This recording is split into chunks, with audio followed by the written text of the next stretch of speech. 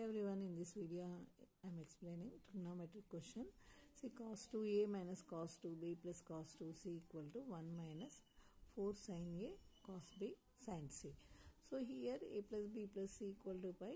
So I am clubbing a plus c angles, that is pi minus b. Okay. So cos a plus b means cos of pi minus b means so minus cos b, because second quadrant. So second quadrant sin is positive, you will get sin b.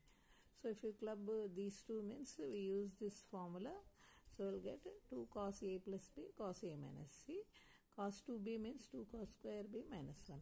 So if you simplify, in place cos b I am substituting a plus c. I took minus common here and substitute this formula means you will get the answer. Okay. So thank you for watching. If you like my explanation means please do subscribe and like, share.